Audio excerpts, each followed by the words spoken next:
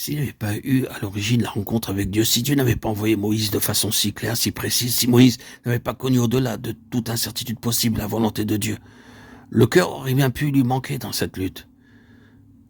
Mais l'instrument que Dieu a choisi va de foi en foi, car c'est dans l'épreuve que la foi peut croître, se développer, atteindre la maturité. Alors, l'enfant de Dieu croit, malgré toutes les circonstances adverses, et il s'écrit devant les obstacles si infranchissables qu'il paraissait ce que Dieu a dit sera. Dieu transmet à son fidèle serviteur Moïse un message plus précis pour son peuple opprimé, message où, à cette reprise, il affirme sa volonté de délivrance et de bénédiction. La volonté de celui qui est l'alpha et l'oméga. Je suis l'Éternel, Yahweh. Exode 6, 6, 8. Je vous affranchirai, je vous délivrerai, je vous sauverai, je vous prendrai pour mon peuple. C'est moi qui vous affranchis. Je vous ferai entrer dans le pays et je vous le donnerai. Au patriarche Abraham, Isaac, Jacob, Dieu s'était révélé comme El Shaddai, celui qui bénit, le puissant.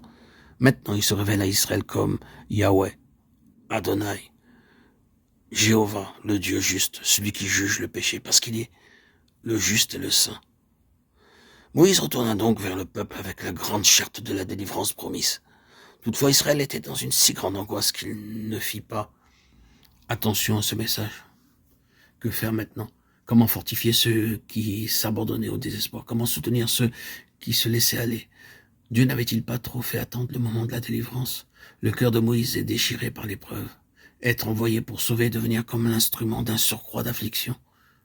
Quelle foi puissante il fallut pour traverser victorieusement cette période douloureuse.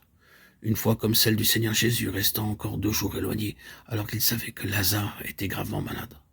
En ce moment, Moïse s'ouvre infiniment plus avec les Israélites et pour eux qu'il ne l'avait fait autrefois, alors que, cédant à la colère, il avait tué l'Égyptien.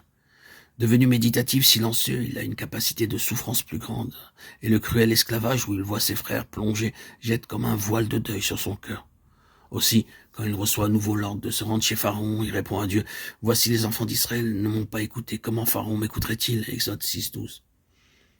Dieu maintient l'ordre donné. « Voici, dit-il à Moïse, je te fais Dieu pour Pharaon, et Aaron sera ton prophète. » Pas à pas, les 2 frères avancent selon que Dieu ordonne. Calmement, fidèlement, ils obéissent aux directions qu'ils reçoivent. Et leur foi augmente, en constatant que Dieu agit, rendant ainsi témoignage aux paroles prononcées en son nom.